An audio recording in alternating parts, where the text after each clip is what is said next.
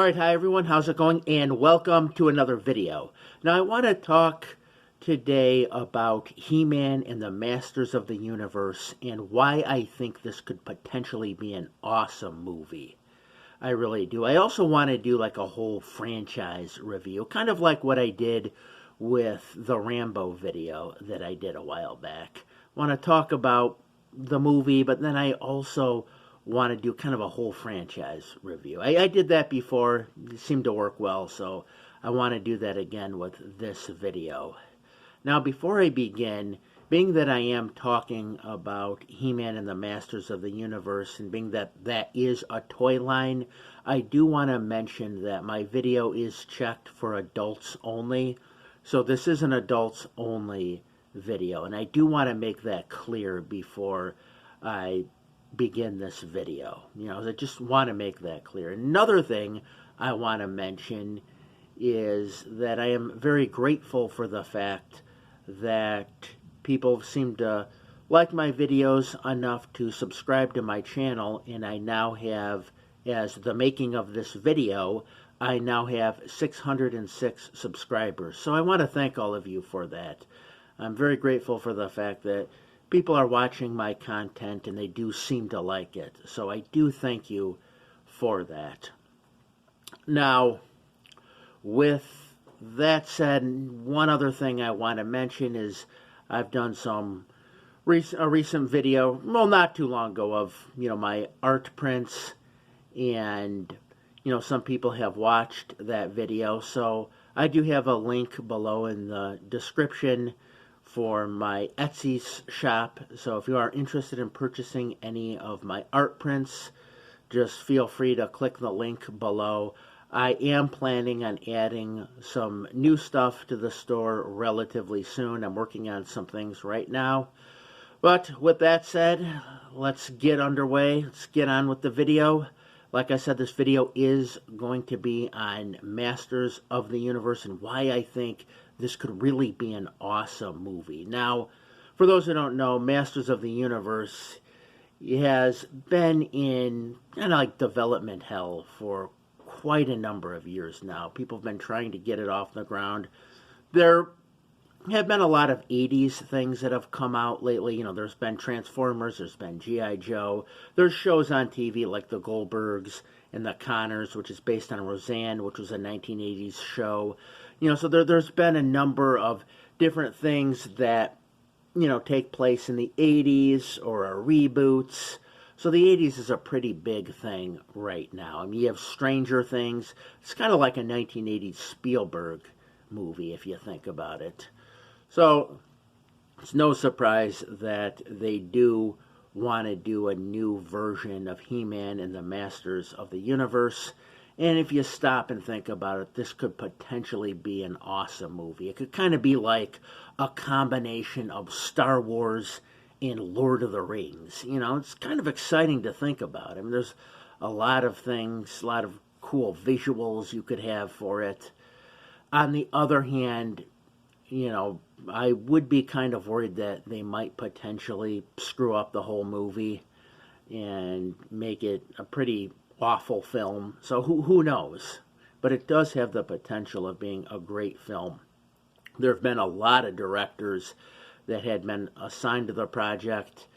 As making this video, I want to say there have been at least 6 directors that have been on the project, and then they either quit or were fired. They had disagreements with the studio. I know at one point Fox was going to make it. Fox at that time had 2 properties, Aragorn and Masters of the Universe. They went with Aragorn instead. Aragorn did not do well at the box office, so they got rid of the Masters of the Universe property, thinking that Masters of the Universe wasn't going to do that well. Another studio picked it up. I want to say it was Lionsgate. Lionsgate was going to go ahead and make the movie, but at the time they were doing Conan, and it was seen as being a very similar property. So then they got rid of the rights to Masters of the Universe. Someone else picked it up. I forgot who. It's been going to like a lot of different studios. A lot of people have been wanting to make this.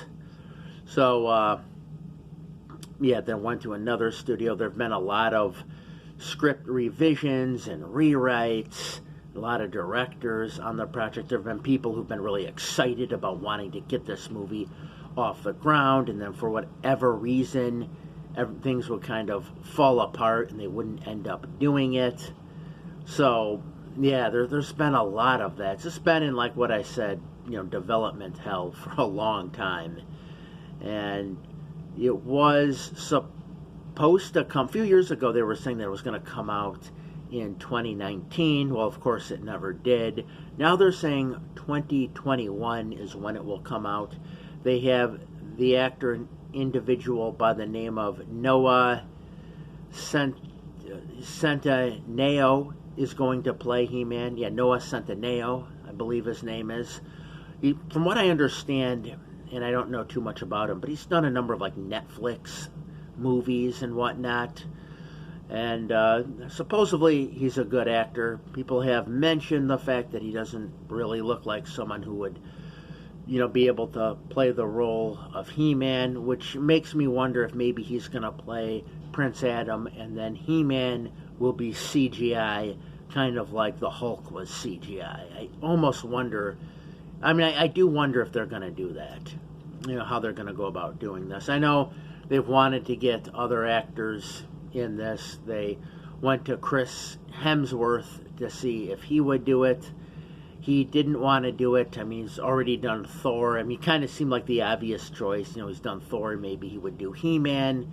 But I guess he didn't want to do it. Maybe he has gotten tired of that kind of role. I don't know.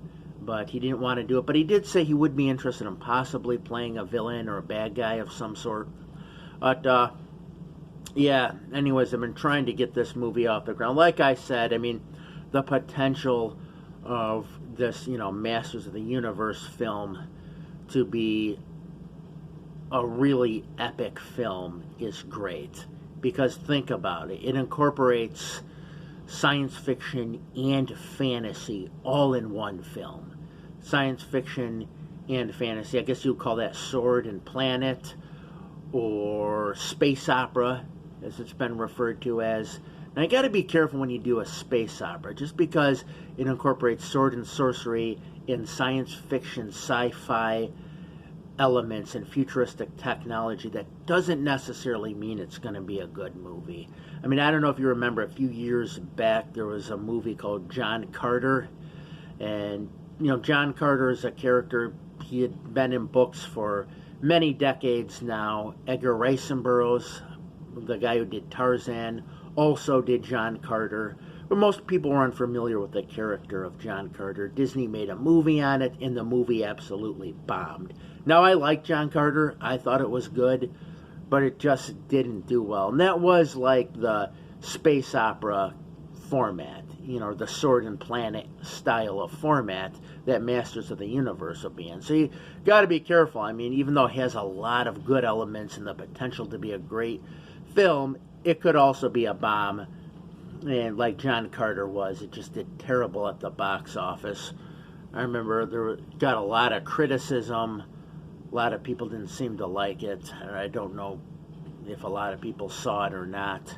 But anyway, yeah, I do believe the potential is pretty great for a Masters of the Universe film. Now, one thing I do want to mention now, this video will probably go 2, maybe 3 parts, because I do want to really get into all the info and details about Masters of the Universe. Now, I want to talk about the toy line and how the toy line was developed. Probably the best place to start would be some background info on the company that created it, which is Mattel. Now, Mattel is the second largest toy company in the world. They began in 1945 in California. They started out making picture frames and dollhouse furniture. Now, naturally, the dollhouse furniture did better than the picture frames, so they started making dollhouse furniture, and then that led to them making a toy ukulele, which was popular. And then they had other things. They then advertised on the Mickey Mouse Club. They had like an automatic cap gun that they were selling. I remember seeing the commercial for that, or saw it on YouTube rather. But yeah, they had this like automatic cap gun. And then in 1959, they had their biggest hit to date. That was Barbie. And yeah, Barbie goes back to 1959. And after that, they were trying to come up with like an action figure. You know, they wanted to get into the action figure market, create like a memorable action figure. In 1976, George Lucas approached Mattel to make some action figures for Star Wars. They turned George Lucas down because they did not think Star Wars was going to be a big movie. And, you know, a lot of people didn't. I mean, a lot of people didn't. I mean, Star Wars on paper doesn't look like something that would be successful. A lot of people thought it was weird. You know, a lot of people thought Star Wars was a weird film. I mean, just watch all the documentaries. George Lucas talks about this. He talks about how people thought Star Wars seemed like a very strange movie to a lot of people. And the only reason why the studio agreed to make it was because George Lucas had done American Graffiti, and they liked American Graffiti, and they believed based on that maybe Star Wars would be good. But they didn't understand it at all. They thought it was weird. And you see that in all those Star Wars documentaries. So that was why Mattel didn't want to make the Star Wars action figures. Lucas ended up going to Kenner. Kenner made the action figures. You know what happened next. You know, 1977, Star Wars came out. The movie was huge. They were selling tons of toys. I mean, I remember Lucas saying that, you know, he was looking at a lot of things in Star Wars, thinking how kind of everything was kind of a toy or had the potential to be a toy in the movie. So, anyways, Mattel wanted to get into the action figure market. They wanted to come out with a line of action figures. When Flash Gordon came out in 1980, they put out some Flash Gordon action figures for that. I think I even actually had a few of those Flash Gordon action figures from that 1980 Flash Gordon film. Then what happened was in 82, around 82 I think it was, either 81 or 82, Conan came out, you know, the Conan with Arnold Schwarzenegger. And at this time, the people who were involved in the Conan film approached Mattel to make a line of Conan action figures.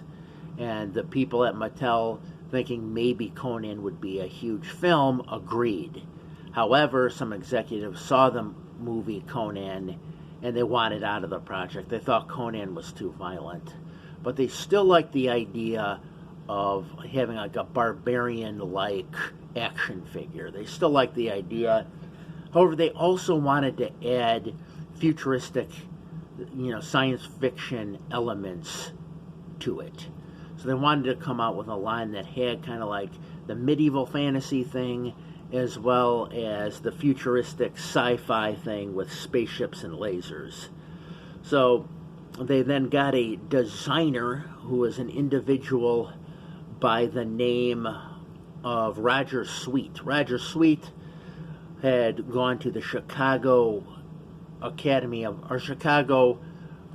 Design, I believe it was called, the Chicago Institute of Design. He then worked for Boeing a little bit, kind of designing interiors and whatnot.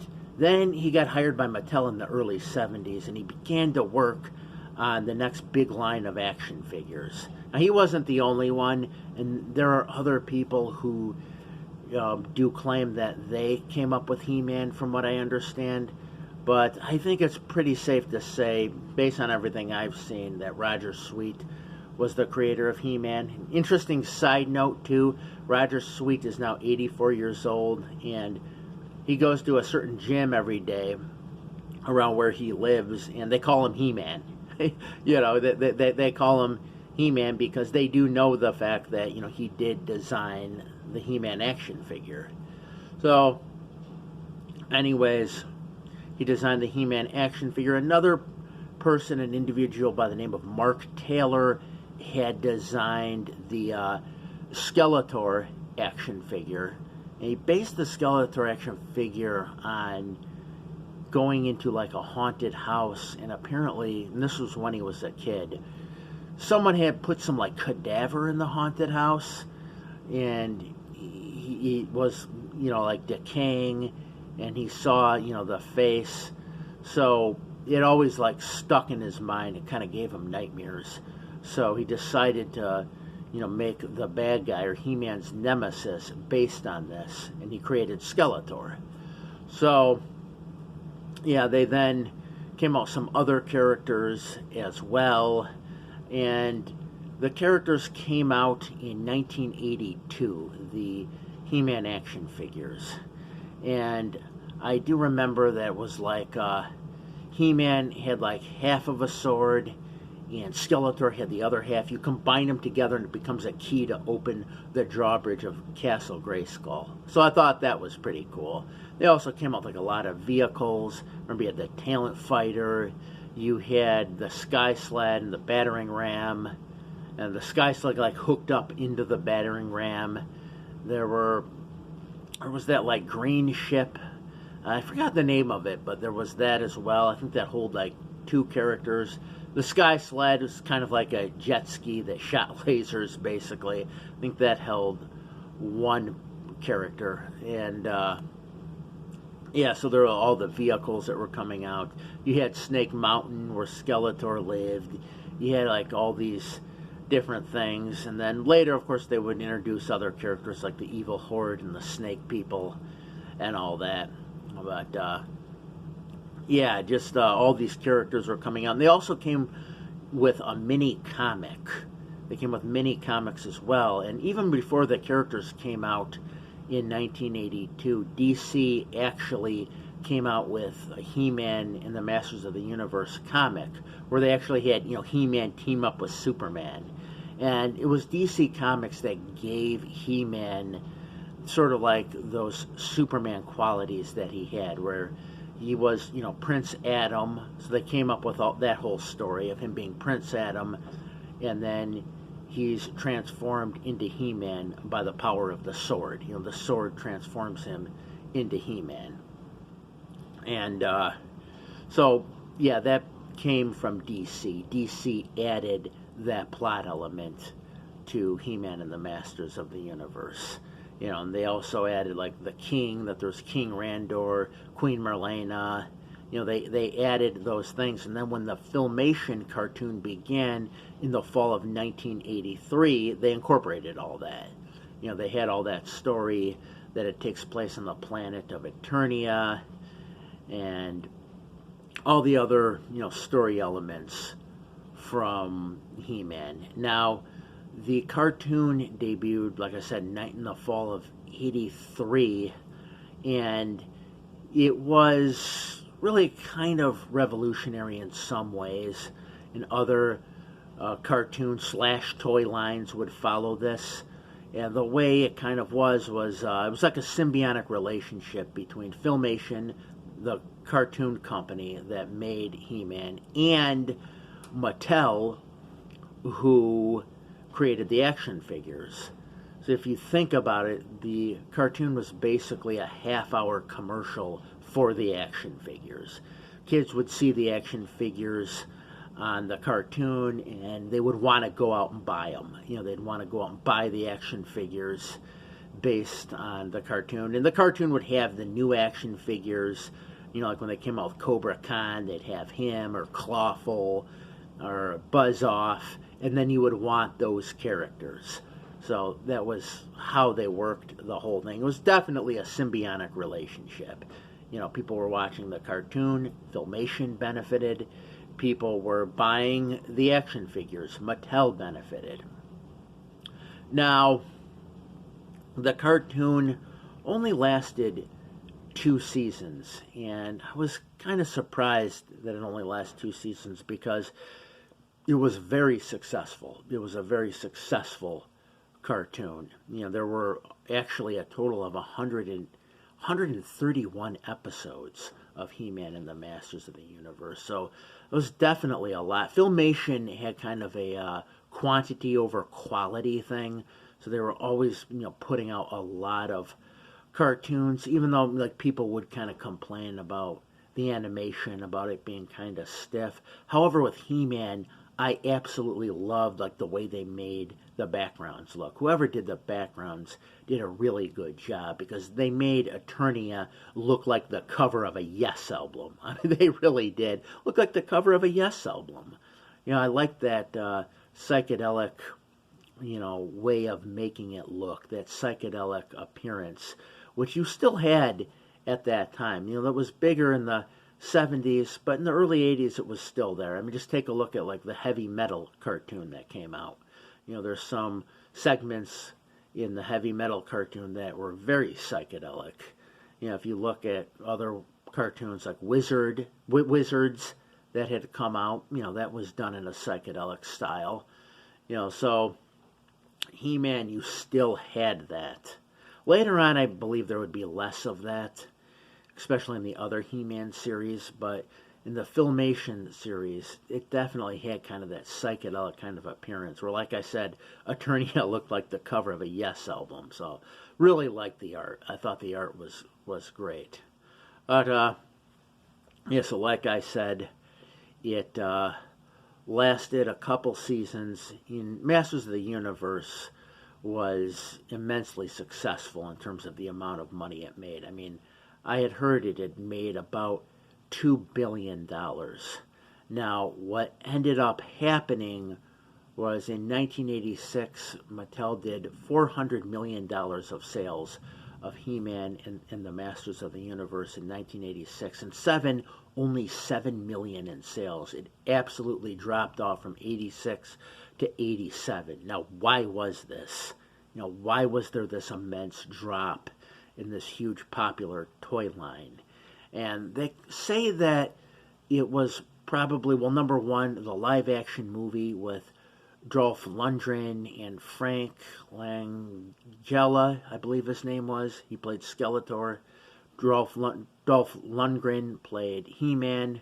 And, you know, they were good at playing the characters they did. You know, especially Frank Langella, who played Skeletor. I thought he did a really good job. And Dolph Lundgren did look like He-Man. He looked the part. And, but, you know, the movie didn't do that well at the box office. It was a bomb.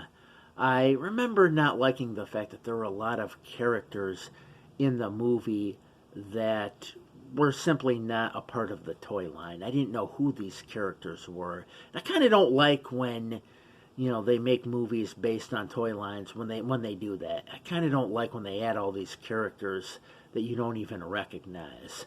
I mean, I've been told that's basically like some executive in Hollywood thinking, okay, you know what, this isn't good, let's just add this. And usually they alienate the fans by doing that. So that's not good when they do that kind of thing. But anyways, yeah, getting back to it, like I said, the movie didn't do that well. I also didn't like the fact that a lot of it took place on Earth. I would have liked it if it all took place on Eternia. You know, and most of it did not. So you had kind of that fish out of water kind of story with He-Man trying to adjust to planet Earth and that whole thing. So I would have liked it more, like I said, if it was on Eternia.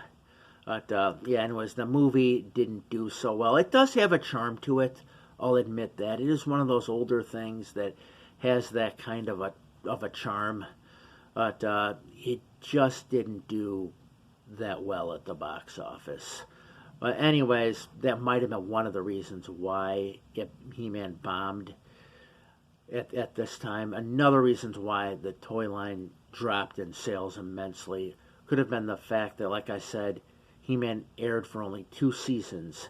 It was still immensely popular, but they stopped and they started making the She-Ra cartoon. Now, with She-Ra, from what I understand, they were hoping, because remember I said Mattel had created Barbie. They thought maybe they had like another Barbie on their hands with She-Ra, so they kind of put all their efforts into this She-Ra cartoon now. And He-Man didn't really appear in the She-Ra cartoon all that much from what I can remember.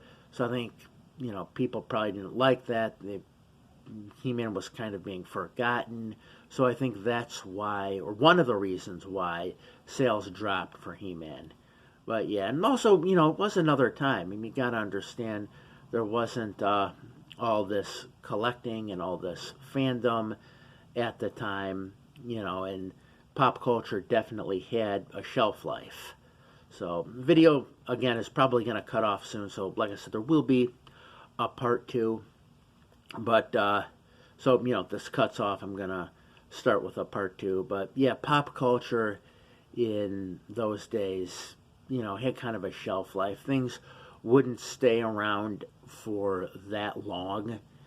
And I do remember this. They'd be around for a little bit, and then it would go away.